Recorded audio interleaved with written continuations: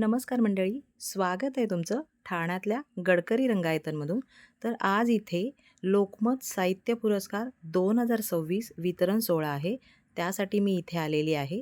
तर चला पाहूया. गडकरीचं रिन्युएशन चालू होतं. या पुरस्कारासाठी कुठल्याही प्रवेशिका आपण प्रकाशकांकडून मागवत नाही. अनेकांनी मला विचारलं की या पुरस्काराची प्रोसेस काय असते. लोकमतनी एक 20 वाचकांची, जे उत्तम दर्जाचे वाचक आहेत, वेगवेगळ्या क्षेत्रातले आहेत, त्यांना वर्षाच्या सुरुवातीलाच सांगितलेलं असतं की तुम्ही या वर्षात 2025 मध्ये वाचलेली चांगली पुस्तकं आम्हाला कळवावीत. त्या 20 जणांना एकमेकांना माहिती नसतं की आपल्याला सांगितलेलं आहे काम, इतकी त्याच्यात आम्ही गोपनीयता ठेवतो.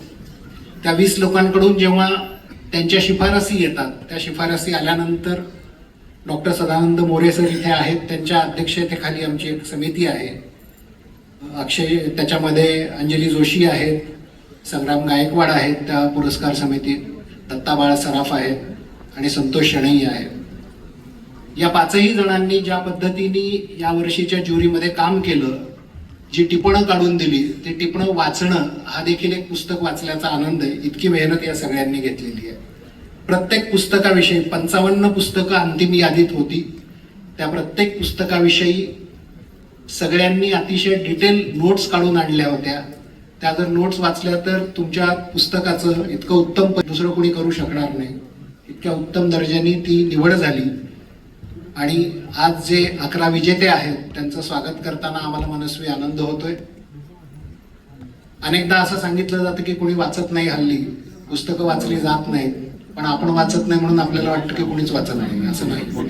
इथं तुम्ही सगळे उपस्थित आहात, ही त्याची पावती आहे की पुस्तकं किती वाचली जातात, पुस्तकांवर, लेखकांवर किती प्रेम केलं जातं. पहिल्या वर्षी यावेळी 2023 मध्ये आम्ही इथे भालचंद्र नेमाडे सरांना जेव्हा जीवनगौरव पुरस्कार दिला, त्यावेळी एखाद्या फिल्म स्टारला सह्या घ्यायला गर्दी पडावी अशी गर्दी नेमाडे सरांच्या भोवती होती. लेखकाला भेटणं, लेखकाच्या सोबत फोटो काढून घेणं, त्याच्या पुस्तकावर स्वाक्षरी घेणं, हे फक्त या ठिकाणी होतं. आणि मला सांगायला आनंद वाटेल की लोकमत हे देशातलं एकमेव असं वर्तमानपत्र आहे जे फक्त आणि फक्त मराठी साहित्यासाठी पुरस्कार देतं. दुसरं एकही वर्तमानपत्र नाही. आणि केवळ पुस्तक पुरस्कारच देत असं नाही, तर याला जोडून आम्ही 4 दिवस आधी इथे कोरम मॉल आहे, कोरम मॉलमध्ये पुस्तक प्रदर्शन भरवतो. पुस्तक प्रदर्शनाला हजारो लोक भेट देतात, पुस्तकांची विक्री होते त्या ठिकाणी. आणि ज्या दिवशी कार्यक्रम असतो त्या दिवशी फक्त पुरस्कार विजेतीच पुस्तकं इथे ठेवली जातात आणि लेखक त्याच्यावर स्वाक्षऱ्या देतात, आलेले वाचक लेखकांसोबत फोटो काढून घेतात. अशा प्रकारचा एक साहित्यिक महोत्सव लोकमत भरवत आलेला आहे. हळूहळू आमची ही कल्पना लिटफेस्ट कडे नेणारी आहे. याचा एक चांगला मोठा लिटफेस्ट मुंबईत व्हावा अशी कल्पना आहे. मी आपल्या सर्वांचं मनापासून स्वागत करतो. आज जीवनगौरव पुरस्कार ज्यांना आपण देणार आहोत ते दिलीप माझगावकर सर 2023च्या कार्यक्रमाला इथे सन्माननीय अतिथी म्हणून होते. आज ते जीवनगौरव पुरस्कार विजेते म्हणून आहेत. विनय सहस्रबुद्धेजी, कुमार केतकरजी आणि सर्वच मान्यवरांचं मी मनापासून काय होणार अशा विवंचनेत अनेक जण वर्तमानामध्ये मराठीचं काय होणार जरा एकदा सेट केलं की हलवू नका. मला फील्ड मध्ये आहे. वर्तमानामध्ये मराठीचं काय होणार अशा कपाळावर आठ्या घेऊन घरातच बसणारी मंडळी बहुधा फार वाचन करत नसावी, त्यामुळे त्यांना असं वाटतं मराठीचं काय होईल. पण मराठीला उज्ज्वल भवितव्य आहे आणि इतके चांगले लेखक लिहितात. आणि लोकमत सारखं व्यासपीठ जेव्हा या साहित्यिकांना खऱ्या अर्थाने गौरवाच्या ठिकाणी नेऊन ठेवतं आणि गौरवातून मिळणारी प्रेरणा ही नवसाहित्याची असणारी ऊर्जा असते. आणि अशी ऊर्जा घेऊन नवसाहित्य निर्माण केलं जाणार आहे. मराठी 7 समुद्रा पलीकडे जशी आहे तशी या मातीत देखील रुजलेली आहे. आणि ती भाग्यवान मराठी अशाच पद्धतीने वृद्धिंगत होईल. इंग्रजी जरी व्यापाराची भाषा असली तरी त्याच्या पलीकडे आपण मराठीमधून आज जी गाणी ऐकतो किंवा मराठीमधून जे साहित्य वाचतो, मराठीमधून जी कविता वाचतो किंवा मराठीमधून जी आपण गाणी ऐकतो ही इतकी समृद्ध आहेत की मराठी चित्रपट आणि मराठी नाटकांमधून आपल्याला दिसून येतं. भारतीय रंगभूमीवर मराठी नाटकांत इतकी भाऊगर्दी कुठल्याही राज्यामध्ये, स्थानिक भाषेमध्ये किंवा त्या राज्य भाषेमध्ये दिसून येत नाही. त्याच पद्धतीनं हजारो पुस्तकं अनेक प्रकाशक दरवर्षी प्रकाशित करत असतात आणि त्यांना पुरस्काराच्या माध्यमातून लोकमतने एक व्यासपीठ आणि नवीन ओळख देण्याचा प्रयत्न केला आहे. व्यासंग, अभ्यास, चिंतन या बैठकीतूनच आपण अनेक गोष्टी साध्य करत असतो आणि विशेषतः राजहंस कशाला म्हणायचं, ते राजहंस प्रकाशन ते दिलीप माझगावकर जिथे असतात तिथे एकूणच राजहंसाचा असलेला दिमागदारपणा आणि 4 साहित्य अकादमीचे पुरस्कार ज्या प्रकाशन संस्थेला मिळतात आणि त्यांच्याकडे पाहिल्यानंतर नक्कीच असं वाटतं की राजहंसांनी आम्हाला एवढं समृद्ध लेणं आजपर्यंत दिलंय ना, सोन्याचा भाव किती वाढला तरी तुमच्या भावापर्यंत पोहोचू शकत नाही माझगावकर साहेब, एवढं नक्कीच. आणि हे खूप महत्वाचं आहे, कारण सोनं जरी असलं तरी ते गळ्यात घालावं लागतं, पण पुस्तक वाचल्यानंतर मात्र त्या चिंतनातून आपलं आयुष्य घडत असतं, नवीन उमेद मिळत असते. त्यामुळे पुस्तक वाचणाऱ्या माणसाला डॉक्टरांकडे फारसं जावं लागत नाही, पण दागिना परिधान करणाऱ्या बऱ्याच लोकांना डॉक्टरांकडे जावं लागते. इतका मोठा मराठीचा वेगळेपणा या मराठीच्या मातीमध्ये आहे, तो ज्ञानदेवांनी या ठिकाणी रोवला आणि ती परंपरा आपण पुढे घेऊन जातोय. म्हणून लोकमत साहित्य पुरस्काराच्या माध्यमातून आज आपण या ठिकाणी सगळ्यांना जमलेलो आहोत आणि त्याची आपण सुरुवात दीप प्रज्वलनानं करूया. मी लोकमतचे एडिटर इन चीफ राजेंद्र बाबू दर्डा यांना विनंती करतो त्यांनी व्यासपीठावर यावं. त्याचबरोबर सर्वांना विनंती करतो त्यांनी व्यासपीठावर यावं आणि या ठिकाणी दीप प्रज्वलन. इकडे सगळी नावं आहेत, पुढे सगळे नावं आहेत, सगळे आपण नेहमी म्हणतो नाव आहेत. दिला असेल ना तुम्हाला सीट नंबर. प्रकाशाकडे नेण्याचा कोणताही क्षण नसतो, तो शब्दातून व्यक्त. डॉक्टर सदानंद मोरे यांचे या ठिकाणी स्वागत करावं, त्यांचं देखील या ठिकाणी स्वागत करावं. सचिन गोस्वामी यांचं स्वागत करण्यासाठी मी लोकमतचे समूह संपादक विजय. सचिन गोस्वामी आणि सचिन मोठे यांनी आपल्याला म्हणजे संध्याकाळी यानंतर ग्रंथालय संचालक माननीय अशोकजी गाडेकर यांचं देखील स्वागत विजयजी बावस्कर यांनी करावं अशी विनंती करतो. मी विजय. संस्कृतीवर झालेलं आक्रमण, खेड्यातल्या व्यक्तींची मानसिकता, स्पृश्य अस्पृश्यता, जातीपातीतले व्यवहार, कुटुंबातील बिघडलेली नाती, कौटुंबिक ताणतणाव, मानसिक आजार अशा असंख्य विषयांचं होणारं दर्शन सुन्न करणारं आहे. त्यात तरलता, निरागसता, क्रौर्य, रौद्र भाव आहेत. त्यासोबत नायकाचा एकाकीपणा, उदासी, असुरक्षितता, आनंद हे कंगोरेही आहेत. कादंबरी या श्रेणीमध्ये या पुस्तकाला लोकमत साहित्य पुरस्कार देऊन आम्ही सन्मानित करत आहोत. माननीय अमरजी गोरे कादंबरी पारख पॉप्युलर प्रकाशनाने ही प्रकाशित केलेली आहे. त्यांना विनंती त्यांनी व्यासपीठावर यावं आणि पुढच्या पुरस्कारार्थींना विनंती की जेव्हा मी नाव आपलं घेईल त्या ठिकाणी एव्ही चालू असताना देखील आपण डावीकडे येऊन थांबला तरी चालेल, म्हणजे आपण वेळ वाचू शकेल. मी अमर गोरेजी यांना हा पुरस्कार प्रदान करण्याची मान्यवरांना विनंती करतो.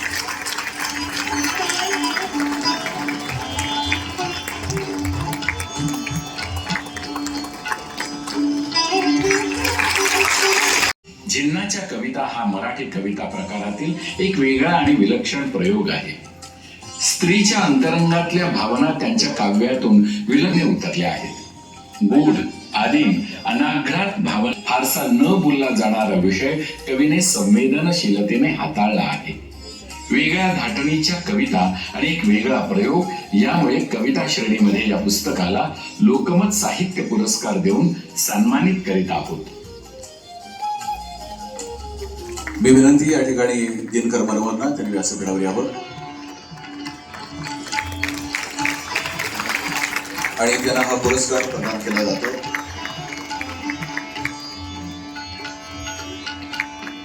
झेनाच्या कविता कवी आहेत दिनकर मनोहर.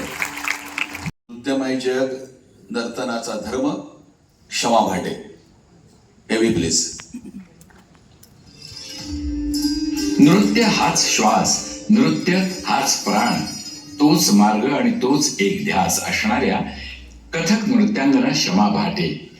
त्यांच्या ध्यासातून उभा राहिलेला जीवन प्रवास आपल्या नृत्यमय जग, नर्तनाचा धर्म या आत्मकथनातून वाचकांच्या भेटीला आला आहे. नृत्य तपस्येतून देश विदेशात आपले नाममुद्रा कोरलेल्या या श्रेष्ठ कलावतीच्या प्रगल्भ आणि नर्म विनोदी शैलीतून ही गाथा वाचणं म्हणजे आपली रसिकता समृद्ध करणं आहे. म्हणूनच आपल्या या आत्मकथनाला लोकमत साहित्य पुरस्कार देऊन सन्मानित करत आहोत. राजहंसने प्रकाशित केलेलं हे आत्मकथन आहे क्षमा भाटे यांचं नृत्यमय जग नर्तनाचा धर्म. त्यांना पुरस्कार प्रदान करावा असे विनंती सहसरमध्ये राजेंद्र बाबू आणि कुमारजी केतकर यांना विनंती. त्यांनी हा पुरस्कार प्रदान करावा. विशेष तो पुरस्कार देतोय पेरिप्लस ऑफ हिंदुस्तान खंड 1 आणि खंड 2. लेखिका आहे सुनंदा भोसेकर. एव्ही प्लीज. जगभरातून हिंदुस्थानाला भेटी दिलेल्या प्रवाशांच्या उपलब्ध नोंदी शोधून सुनंदा भोसेकर यांनी वेगळा प्रयोग केला आहे.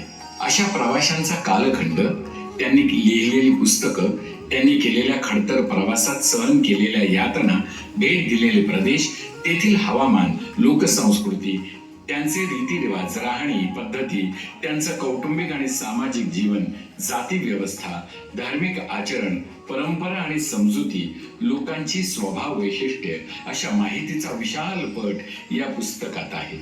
मार्ग, नकाशा, रेखाचित्रे यामुळे पुस्तकाचा विषय गंभीर असला तरी तो शुष्क नाही.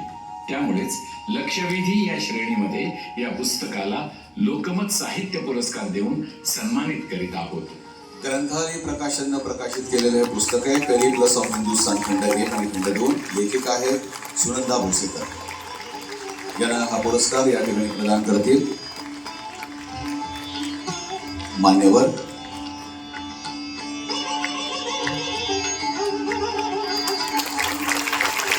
त्याच्यामध्ये मावणारे व्यक्तिमत्व नाहीये, कारण राजेंद्र बाबूंबद्दल बोलायचं झालं तर वेगळी परिषद घ्यावी लागेल, कारण ते स्वतः लोकमतचे संपादनाच्या मध्ये त्यांची प्रमुख भूमिका असते. पुस्तक लेखनामध्ये त्यांचा महत्वाचा पैलू आहे आणि विशेषतः माजी मंत्री आहेत, म्हणजे राजकारण, साहित्य अशा सगळ्यामध्ये मुक्त विहार करून त्यांनी लोकमत साहित्य पुरस्कारामध्ये मोलाचे योगदान दिले आणि अनेक कार्यक्रमांमध्ये त्यांचा महत्वाचा सहभाग म्हणण्यापेक्षा कल्पकता त्यांच्याकडे असते.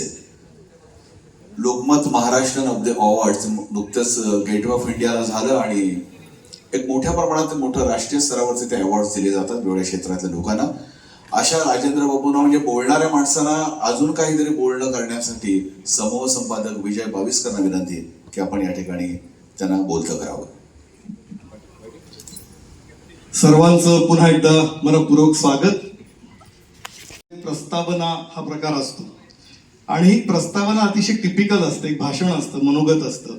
त्यापेक्षा मुलाखतीच्या माध्यमातून हा संवाद उलगडावा आणि राजन बाबूंना काय वाटतं आमचे एडिटर इन चीफ म्हणून ते समजून घ्यावं म्हणून हा प्रपंच आहे. राजेंद्र जवाहरलाल दर्डा, मगाशी सूत्रसंचालकांनी उल्लेख केला की खरं म्हणजे राजेंद्र दर्डा एवढं पुरेसं नाही, एवढी ओळख पुरेसी नाही. ज्यांना आम्ही आदराने राजन भाऊ म्हणतो, लोकमतचे एडिटर इन चीफ, महाराष्ट्र राज्याचे माजी मंत्री, वेगवेगळ्या विभागांची मंत्रीपद अत्यंत सक्षमपणे, कार्यक्षमपणे ज्यांनी भूषवली आहेत, आपला ठसा उमटवलाय त्या त्या विभागांवर, खात्यांवर, असे कार्यक्षम मंत्री, एक उद्योजक, एक शेतकरी. मी शेती तज्ञ असा शब्द उच्चारणार नाही, ते स्वतः शेती करतात, फार कमी लोकांना हे माहीत असेल. लेखक आहेत, पत्रकार आहेत, संपादक आहेत, असं बहुआयामी व्यक्तिमत्व म्हणजे आमचे राजन बाबू आहेत, लोकमतचे एडिटर इन चीफ. आपण राजन बाबूंशी बोलूया. राजन बाबू, आजचा हा जो समारंभ आहे लोकमतच्या साहित्य पुरस्काराचा, याबद्दल आपण काय सांगाल, या मागची भूमिका काय सांगाल?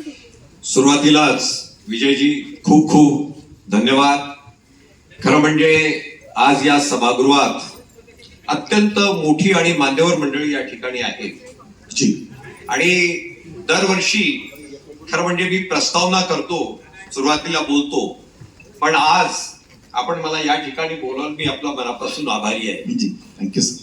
खरं म्हणजे लोकमतचे संस्थापक संपादक स्वर्गवासी जवाहरलालजी दर्डा हे स्वातंत्र्यापूर्वी 2.25 वर्ष इंग्रजांशी लढत असताना जबलपूरच्या जेलमध्ये होते. 2.25 वर्ष जेव्हा ते फक्त 21 वर्षाचे होते. जी. आणि जेव्हा ते परत आले, देशाला स्वातंत्र्य मिळालं, त्यावेळेला त्यांनी आम्हाला म्हणजे त्यांनी नंतर आम्हाला सांगितलं की देशाला स्वातंत्र्य मिळवायचं होतं म्हणून आम्ही लढत होतो, पण सुराज्य मिळाल्यानंतर काय करायचं, आणि म्हणून त्यांनी 1952 साली लोकमत साप्ताहिक सुरू केलं. पुढे 1971 मध्ये नागपूरला लोकमत सुरू झालं, आणि त्याच्यानंतर आज महाराष्ट्र आणि गोवा, दिल्ली मिळून 12 ठिकाणी मराठी लोकमत, 3 ठिकाणी इंग्रजी लोकमत टाइम्स आणि 3 ठिकाणी हिंदी लोकमत समाचार प्रकाशित होतं. आणि बाबूजींच्या, जवाहरलालजी दर्डा यांना आम्ही सगळे बाबूजी म्हणत होतो, त्यांच्याच सानिध्यात माझे मोठे बंधू, माजी खासदार विजयबाबू दर्डा, मी आणि सुरुवातीची लोकमतची संपूर्ण टीम त्यांच्या मुशीतून तयार झालेली आहे. आणि बाबूजी नेहमी म्हणायचे की वाचन संस्कृती वाढली पाहिजे, आणि लोकमत सुरू करण्याच्या मागे सुद्धा हाच उद्देश होता. आणि त्यामुळे गेले 7 वर्ष, हे 7वं वर्ष आहे की आपण साहित्य पुरस्कार या ठिकाणी देत आहोत. आणि इतकी मान्यवर मंडळी या ठिकाणी आहे, आणि या ठिकाणी सभागृह भरगच्च भरलेलं आहे. हेच दाखवतं की वाचन संस्कृती जिवंत आहे. जी, खरंय. आपण म्हणालात सर, सभागृहामध्ये मान्यवर आहेत, कुमार केतकरजी आहेत, सहस्त्रबुद्धेजी आहेत, स्वतः माजगावकरजी आहेत, त्यांचे सगळे सहकारी आहेत. या सभागृहाचं आणखी एक वैशिष्ट्य आहे राजभाऊ, इथे 3 सचिन आहेत. सचिन खेडेकर आहेत, सचिन गोस्वामी आहेत, आणि सचिन मोठे आहेत. एक सचिन क्रीडांगणावर धावांचा पाऊस कसा पाडतो आपण सगळ्यांनी वर्षानुवर्ष बघितलंय. इथे वाक्यांचा, विधानांचा, विचारांचा हा पाऊस मगाशी थोड्या वेळाने पडणार आहे जेव्हा हे सगळे आपलं मनोगत व्यक्त करतील. सर, आपण लोकमतचा प्रवास अतिशय थोडक्यात सांगितला, आदरणीय बाबूजींची, श्रद्धेय बाबूजींचा उल्लेख केला. लोकमत वर्षानुवर्ष महाराष्ट्रामध्ये प्रथम क्रमांकावर आहे. लोकमतच्या यशाचं नेमकं गमक काय, ते मला ऐकायला आवडेल. विजयजी, लोकमतला कोणतंही यश हे सोन्याच्या ताटात काही मिळालेलं नाहीये. प्रत्येक ठिकाणी त्या ठिकाणी स्पर्धा झाली, परिश्रम सगळ्यांनी घेतलं, आणि याचं संपूर्ण जे श्रेय आहे हे लोकमतच्या टीमला आहे. त्या पण एक गोष्ट तुम्हाला सांगतो, या ठिकाणी सन्माननीय केतकर साहेब या ठिकाणी आहेत, आणि ते सुद्धा 2001-2002 या काळामध्ये लोकमतचे एडिटर इन चीफ होते. बाबूजींची कल्पना ही होती की आपल्याला वृत्तपत्र सुरू करत असताना ज्यांना नाव आहे अशी टीम तयार करू नका, तर त्यापेक्षा ज्यांना काही आयुष्यात करायचं आहे अशा तरुणांची टीम जमवा. आणि त्यामुळे मला एका गोष्टीचा आनंद आहे की विजय बाविस्कर, आपण जळगावला कोणतंही आपल्याकडे पार्श्वभूमी नव्हती, कपड्याचं दुकान होतं. चक्रधर दळवी हा हिंगोलीमध्ये फक्त बीकॉम झालेला होता. जगदीश पिंगळे बीडमध्ये होता. राजा माने बार्शीला होता. अतुल कुलकर्णी हा लातूरमध्ये कॉलेजमध्ये शिकत होता. ज्यांच्यामध्ये लिखाण करण्याची इच्छा होती अशा सगळ्यांना लोकमतनी जमा केलं, त्यांना प्रशिक्षित केलं. त्यांच्याकडे कोणतीही डिग्री नव्हती, परंतु काम करण्याची इच्छा होती, ती धमक होती, आणि त्यामुळेच त्यांच्या भरोशावर लोकमतनी आज नंबर 1 आपला नंबर आजही सांभाळून ठेवलेला आहे. जी, थँक्यू सर. राजीव भाऊ, आणखी समजून घ्यायला आम्हाला असं आवडेल की लोकमत वर्षानुवर्ष पहिल्या क्रमांकाचं दैनिक आहे. आपण सांगितलं की संघर्ष आहे, हे काही सहज नाही, सोन्याच्या ताटात आलेलं ते यश नाही आहे. हे सगळं करत असताना असं वेगळं नेमकं काय लोकमतचं वेगळंपण आहे की ज्याच्यामुळे वर्षानुवर्ष लोकमत नंबर 1 राहिला, सर्वार्थाने नंबर 1 राहिला. केवळ खपाना नाही, परसेप्शन नाही, विश्वासार्हतेने, त्याच्या गुणवत्तेने. त्या मागचं नेमकं गमक काय, त्या मागची नेमकी प्रेरणा काय, स्वतःचं स्थान निर्माण करण्यात आणि अबाधित ठेवण्यात. लोकमतनी नेहमी एक गोष्ट पाहिली की वृत्तपत्रात बातमी ही ताजी असली पाहिजे. विजय, मी एक आपल्याला 50 वर्ष मागे घेऊन जातो. त्यावेळेला काय असायचं की बातमी कशी यायची, तर टपालानी जे जिल्हा प्रतिनिधी जे जिल्ह्यातून लिहिणारे असायचे वार्ताहर, ते टपालानी पत्र पाठवायचे. लोकमतनी आल्यानंतर, म्हणजे मी आपल्याला 1971ची गोष्ट सांगतो, ज्यावेळेला आम्ही आलो आणि त्यावेळेला आपण प्रत्येक गावातून जी बस यायची त्याच्या कंडक्टरला 10 रुपये द्यायचे आणि त्या ठिकाणचा माझा व्यक्ती बातम्यांचं पाकिट द्यायचं आणि नागपूरला आम्ही ते पाकिट तिथे उतरवत होतो. त्यामुळे थोडी गती आली, पण लक्षात आलं याच्याने काही होणार नाही. मग फॅक्स आलं, पण फॅक्सच्या नंतरही फॅक्स आणि रात्री फार झालं तर अर्जंट टेलिफोन लावा, एखादी बातमी आपल्याला मिळेल. आणि त्यामुळे लोकमतनी 2 तासासाठी टेलिप्रिंटरची लीज लाईन त्या काळात घेतली, 2 तासासाठी फक्त. आणि त्यामुळे बातमी गतिमान झाली, ताज्या बातम्या या ठिकाणी येऊ लागल्या. पण हे सगळं होत असताना एक गोष्ट लक्षात आली की वृत्तपत्रात आशय महत्वाचा आहे, तंत्रज्ञानाच्या दृष्टीने ते प्रगत असलं पाहिजे आणि सगळ्यात महत्वाचं त्या ठिकाणी जे काम करणारे होते त्यांनी कोणतेही तास बघता कामा नये.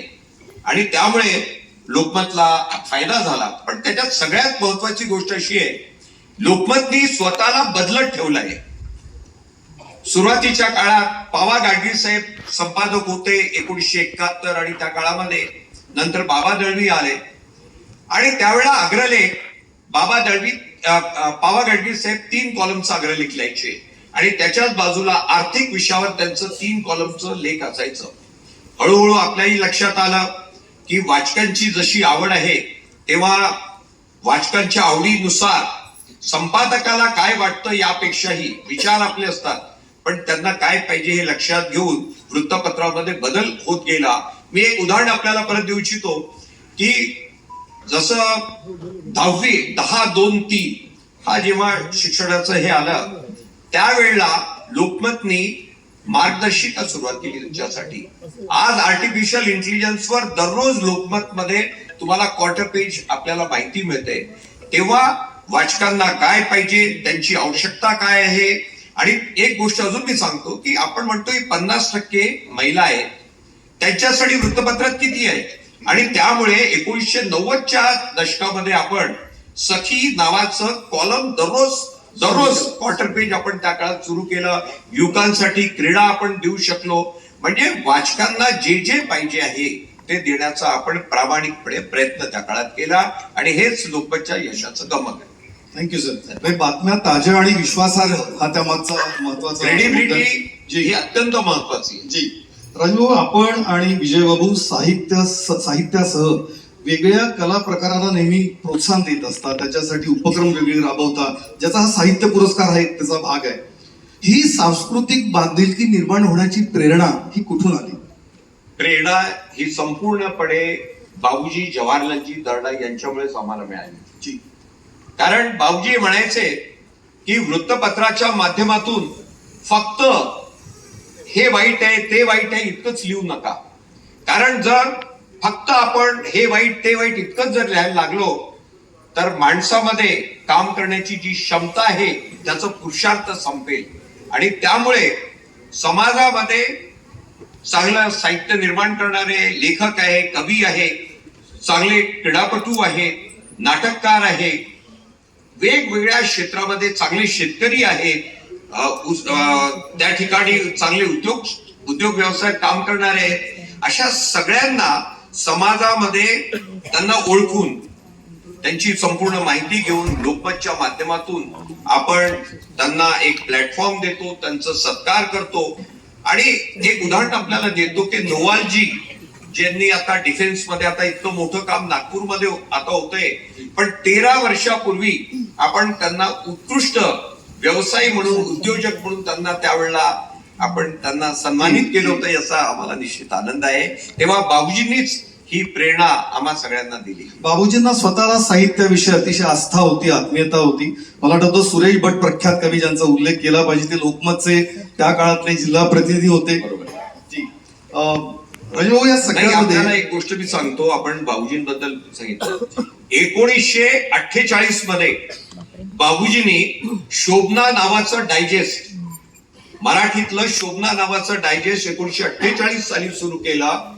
आणि मी 1950चं कव्हर पाहिलेलं आहे. त्याच्यावर कार्टुनिस्ट म्हणून स्वर्गवासी बाळासाहेब ठाकरे यांचं नाव आहे, कव्हरवर त्यांचं नाव आहे.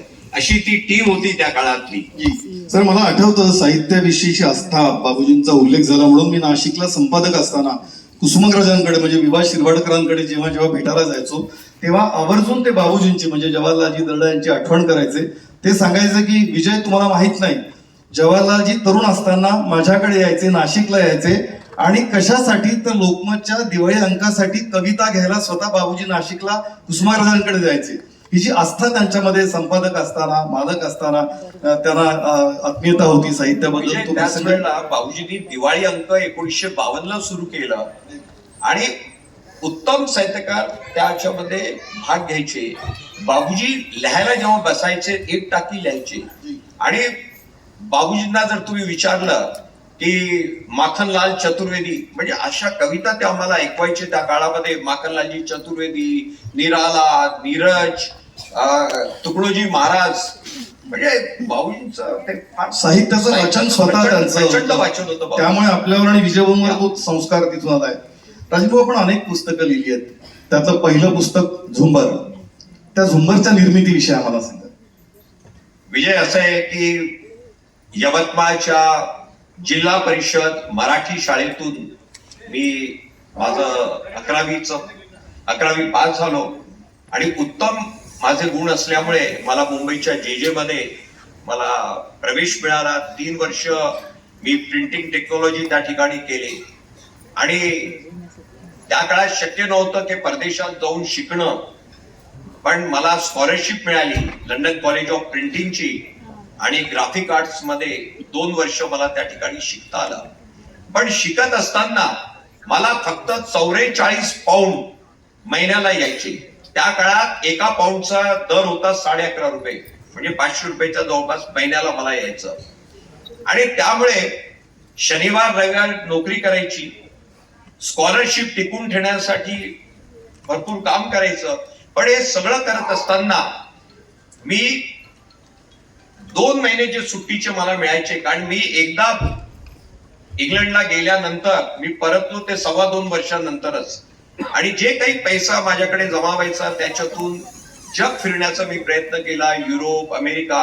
आणि हे सगळं करत असताना किंवा इंग्लंड मधले किंवा लंडन मधले माझे जे काही अनुभव होते आणि त्यावेळेला माझं वय होतं 20 वर्ष आणि आपण तिथे जॉब करून पैसे मिळवत होतो. पैसे मिळवले त्या काळात. आणि जे काही शिक्षण करताना ज्या काही मला अडचणी आल्या त्या काळात त्या ठिकाणी आपण नाव ऐकलं असेल आजीबाई बनारसे.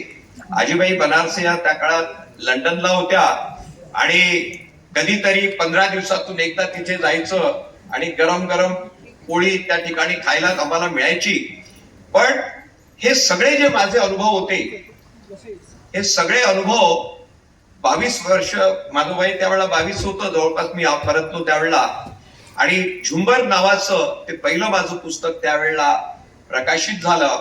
त्यानंतर झुंबरच्या नंतर 2012 मध्ये व्हायब्रंट बिगनेट म्हणून मी शिक्षण मंत्री असताना लंडनला प्रकाशित झालं. त्याच्यानंतर 2020 मध्ये माझी भिंत हे माझं तिसरं पुस्तक होतं. टाइमलाईन आता टाइमलाईन येत आहे. अजून पुढचं पुस्तक काही बघूया. इथे माझ्याबरोबर साहेब आहे. इतकी मोठी मंडळी असताना आपण लिहिलेल्या एका पुस्तकाबद्दल न बोललेलं बरं त्या ठिकाणी. लेखनासोबतच आपलं वाचन सुरू आहे आणि त्या वाचनाला आपण कसा वेळ देतो आणि किती वेळ देतो, आपलं वाचनाचं टाइम टेबल कसं असतं?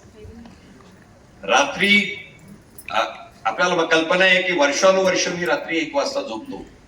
पान 1 झाल्यानंतर पान 1 जिथे कुठे असेल माझ्याकडे पान 1 येतं, मी बघतो आणि त्याच्यानंतर 1 वाजता झोपतो. पण 11च्या नंतर जवळपास थोडं बहुत संगीत आणि त्याच्यानंतर तासभर तरी शेवटी वाचन हे चालू असतं. आणि याचं कारण सुरुवातीच्या काळात जे वाचन होतं तो वेगळा होता. म्हणजे ज्यावेळेला तरुणपणी नासी फडके, वि. स. खांडेकर हे सगळं ते होतं. त्याच्यानंतर इंग्रजी पुस्तकांवर जोर झाला. पण आता बहुतेक आत्मचरित्र किंवा असेच जे आहे त्याच्यावर जास्त वाचन चालू आहे. आपण सर मगाशी बोलता बोलता वाचन संस्कृतीचा उल्लेख केला. वाचन संस्कृती वाढवण्यासाठी लोकमतचं नेमकं काय योगदान आणि काय भूमिका आहे? बघा, ज्या वेळेला लोकमत वृत्तपत्र सुरू झालं त्यावेळेला वृत्तपत्र वाचणं हे काही लोक फक्त वाचत होते. खरं सांगायचं म्हणजे शहरातली काही मंडळी. लोकमतनी ग्रामीण भागापर्यंत वृत्तपत्र पोहोचवलं, शेवटच्या माणसापर्यंत, ग्रामीण भागापर्यंत कसं पोहोचवलं तर त्या गावामध्ये जाऊन, कारण तिथे काही तुम्हाला असा रिपोर्टर मिळणार नव्हता, पण त्या ठिकाणी बाबा तू काय शिक्षक आहे, तू काय छोटा व्यापारी आहे, तू शिकलेला आहे, ग्रॅज्युएट आहे, तू आमच्यासाठी फक्त बातमी पाठव, तुला जसं वाटेल तसं लिहून पाठव, त्याच्यावर संस्कार आम्ही इथे करू, एडिटिंग आम्ही इथे करू. आणि या पद्धतीने टपरीवरच्या माणसापासून तर कॉर्पोरेट मध्ये काम करणाऱ्या मालकापर्यंत लोकमतनी वाचन संस्कृती ही वाढवली आहे. खरं म्हणजे आपण ही एक संस्कृती आहे.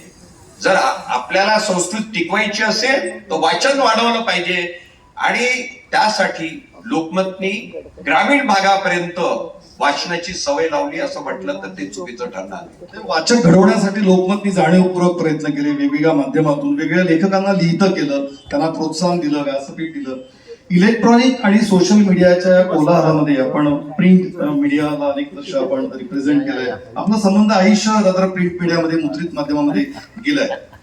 या सगळ्या कोलाहलामध्ये पुस्तकांचं महत्व आणि प्रिंट मीडियाचं महत्व कसं आहे आणि याचं भविष्य कसं आहे?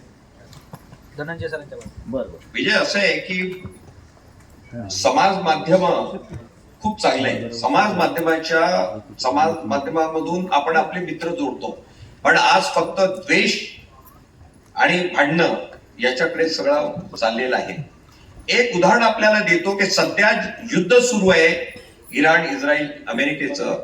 त्यावेळेला दररोज 40-50 व्हिडिओ आपण बघतो, पण त्या 50 व्हिडिओ पैकी 80% हे खोटे असतात.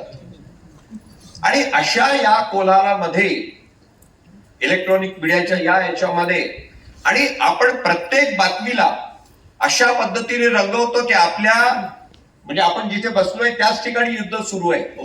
म्हणजे त्या गतीने सगळं चालू असतं आणि जेव्हा तो बोलतो तर असं वाटतंय खरंच इथेच भांडण सुरू आहे की काय, कल्पना नाही मला. आणि त्याच वेळेला जर तुम्ही काही परदेशी जर पाहिलं तर तुम्हाला फरक लक्षात येईल.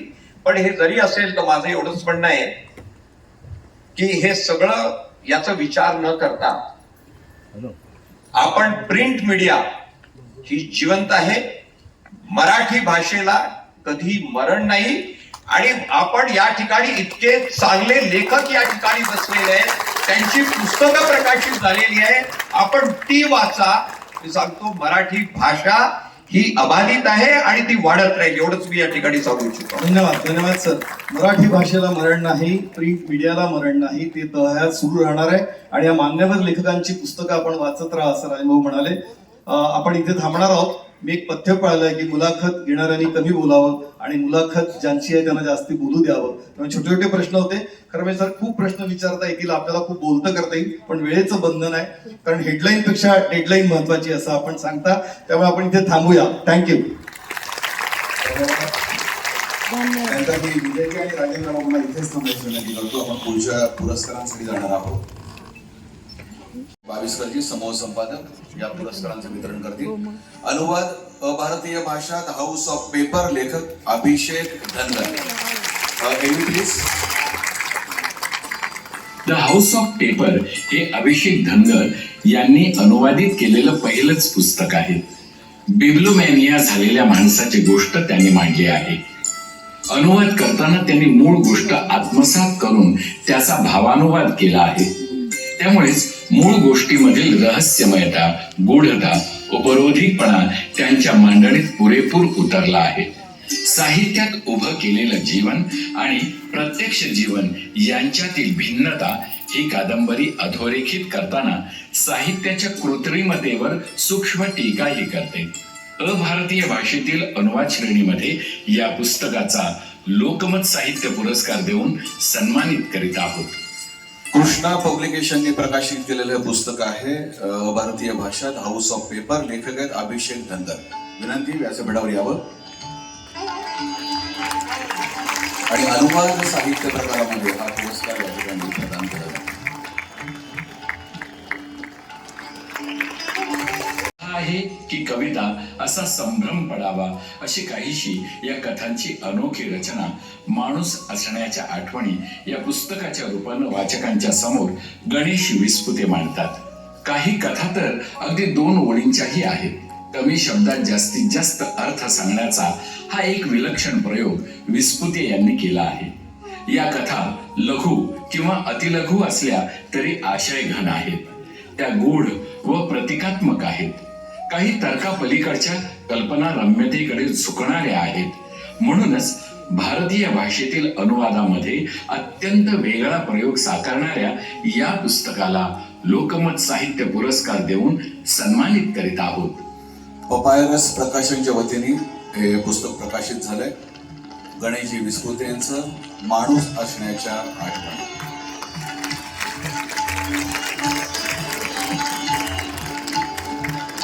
हा पुरस्कार प्रदान केला जातो सचिनजी केळकर, राजेंद्र बाबू आणि विजयजी पाटील. आहे सातपुड्याचा सातबारा. लेखक आहेत किशोर रिठे. एव्ही प्लीज.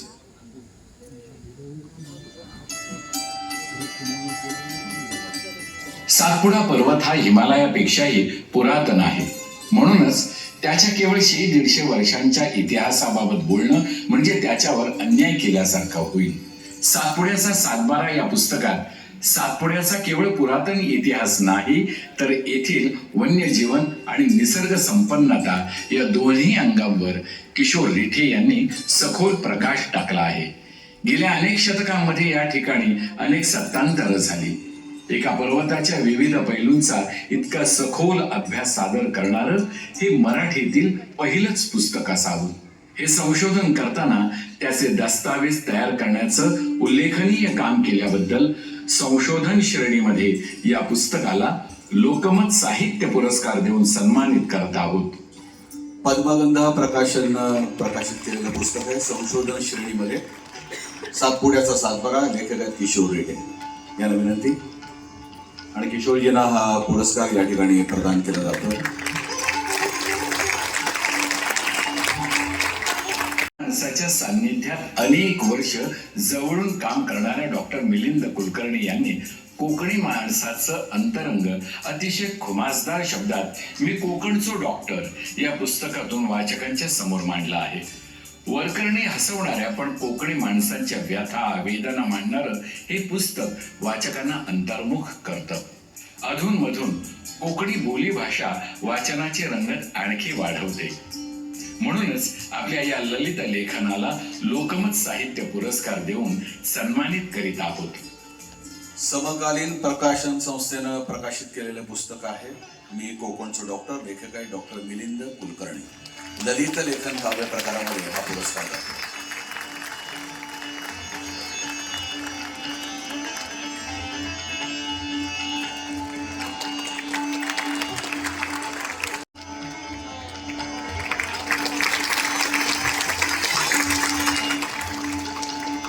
धन्यवाद. आपण आता वेगळ्या एका कार्यक्रमासाठी जाणार आहोत की आपल्याबरोबर सचिन अभिनेते तर आहेत. आवाज तर म्हणजे माझ्यापेक्षा अप्रतिम आवाज आहे.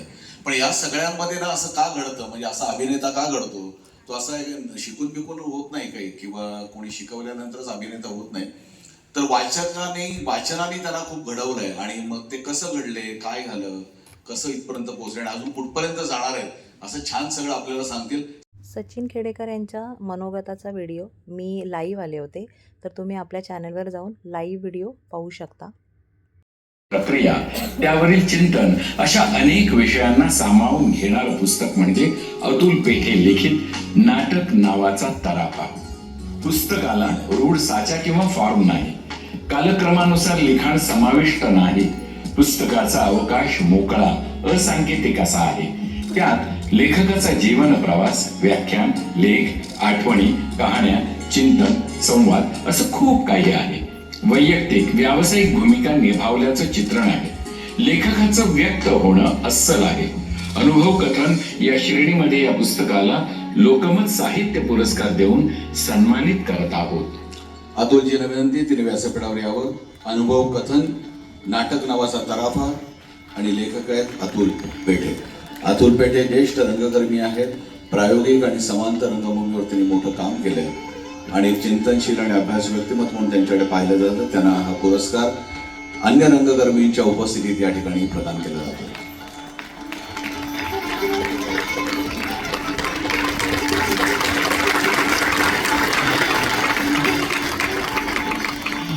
बँकांचे व्यवहार, रिझर्व्ह बँकेचं कामकाज असे विषय आले की ते कायम मराठी माणसाला गुंतागुंतीचे वाटतात. मात्र असे विषय मराठी भाषेत आणि तेही सोप्या मराठी भाषेत समजून घ्यायचे असतील तर ज्येष्ठ बँकिंग तज्ज्ञ विद्याधर अनासकर यांचं गोष्ट रिझर्व्ह बँकेची हे पुस्तक प्रत्येक मराठी माणसानं वाचणं अतिशय गरजेचं आहे. भारतीय रिझर्व्ह बँक म्हणजे काय, ती स्थापन कशी झाली, तिथपासून ते त्या बँकेचं आपल्यापर्यंतचं महत्व विशद करणारं हे पुस्तक मोलाचा ऐवज आहे. म्हणूनच विशेष लेखन श्रेणीमध्ये या पुस्तकाला लोकमत साहित्य पुरस्कार देऊन सन्मानित करीत आहोत. राजहंसने प्रकाशित केलेलं हे पुस्तक आहे ना, गोष्ट रिझर्व्ह बँकेची. लेखक आहे विद्याधर अनासकर. विनंती, आपण या ठिकाणी हा पुरस्कार स्वीकारावा. पुरस्कार प्रदान करतायत राजेंद्र बाबू, मकरंजी अनासपुरे, ज्येष्ठ रंगकर्मी चंद्रकांत कुलकर्णी, सचिनजी मोटे आणि सचिनजी गोस्वामी. यानंतर मी यांनी 30 वर्षांपूर्वी एका छोट्या खोलीतून अन्नपूर्णा परिवाराची स्थापना केली. आज या परिवारानं पुण्या मुंबईतल्या 1.25 लाख कष्टकरी महिलांना कवीत घेतला आहे. मात्र हा प्रवास सोपा नव्हता. प्रत्येक पावलावर संघर्ष होता. आम्ही स्वयंपूर्णा या त्यांच्या संस्थात्मक चरित्रातून त्यांची ही संघर्ष गाथा उलगडली आहे. संस्था चालू केल्यानंतर त्यांनी घेतलेले कष्ट, आलेली आव्हानं, मिळालेली मदत, पुढे जाण्याचा ध्यास हे सारं काही प्रेरणादायी आहे. आपल्या अमूल्य कार्याची दखल घेत संस्थात्मक चरित्र या श्रेणीमध्ये या पुस्तकाला लोकमत साहित्य पुरस्कार देऊन सन्मानित करत आहोत. डॉक्टर मेधा पुरव सामंत मॅडम, आपण हा पुरस्कार स्वीकारावा. संस्थात्मक चरित्र आम्ही स्वयंपूर्ण. आणि लेखिका आहे डॉक्टर मेधा पुरव सामंत.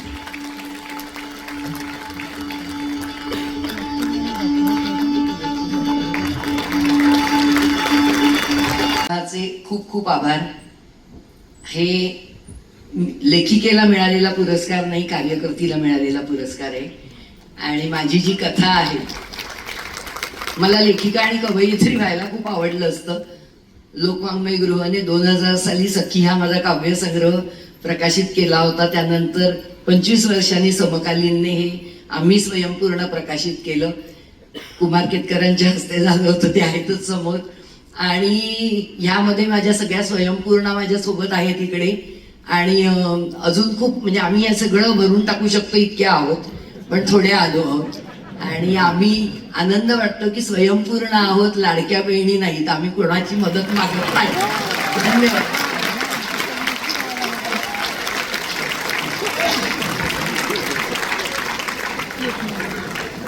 म्हणजे आता शासनाला विचार करावा लागेल. आणि परत ठाण्यामध्ये बोलले लाडक्या भावापर्यंत 100% जाणार. तुमचे 1500 गेले, मी आमचे 100 रुपये वाचले महिन्याचे. एक विनोदाचा भाग सोडला तर यानंतर मी माहिती मिळेल. आणि लोकमत वृत्तसमूहाच्या वतीनं या वेबसाईटचं या ठिकाणी अनावरण होत आहे.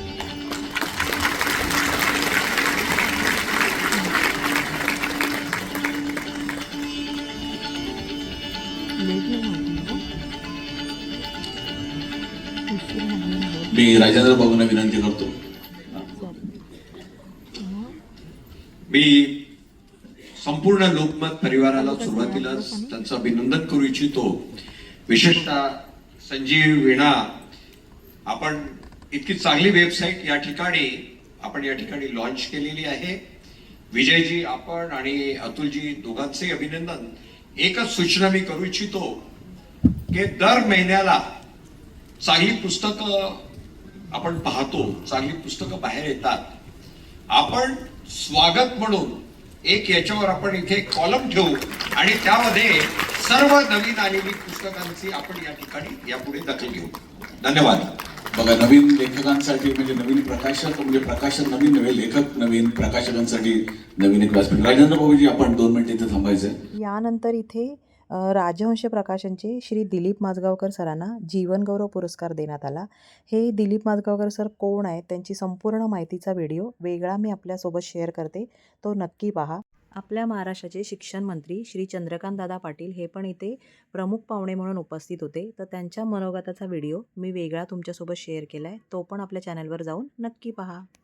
त्यानंतर इथे मॅजेस्टिक गप्पा चालू होणार आहेत. तर त्या मॅजेस्टिक गप्पांमध्ये महाराष्ट्राची हास्यजत्रा मालिकेचे लेखक दिग्दर्शक सचिन गोस्वामी आणि सचिन मोटे यांची अनोखी मुलाखत घेणार आहेत आपले प्रख्यात अभिनेते मकरंद अनासपुरे सर. तर त्याचा व्हिडिओ मी लाईव्ह आले होते, तर लाईव्ह व्हिडिओमध्ये जाऊन तुम्ही पाहू शकता. खूप मस्त गप्पा ऐकल्या, खूप रंगल्या होत्या आणि खूप हसवलं इथे या गप्पांमध्ये. जर का कोणाला या गप्पा ऐकायचे असतील तर आपल्या चॅनलवर लाईव्ह व्हिडिओमध्ये तो व्हिडिओ आहे, तो जाऊन तुम्ही पाहू शकता. कार्यक्रमाच्या शेवटला इथे लक्की ड्रॉचे कुपन काढण्यात आले. माझा 34 नंबर होता. मनाशी एक आशा बाळगून शेवटपर्यंत कार्यक्रमाच्या थांबले, पण 34 नंबर काही केल्या आला नाही. कार्यक्रम संपेपर्यंत 9:30 वाजले होते, त्यामुळे उशीर झाला होता. लगेचच खाली आले आणि ॲक्टिवा घेतली आणि घरी आले. खूप जास्त उशीर झाल्यामुळे पुढचा व्हिडिओ बनवता नाही आला, म्हणजे व्हिडिओचा एंड करता नाही आला. तर मग म्हटलं चला आता यातलीच एखादी क्लिप घेऊया आणि आपण व्हिडिओला एंड करूया. तर कसा वाटला आहे हा संपूर्ण ब्लॉग नक्की कमेंट्स करून सांगा आणि माझे असेच नवनवीन व्हिडिओ पाहण्यासाठी चॅनलला सबस्क्राईब करून ठेवा. धन्यवाद. जय हिंद.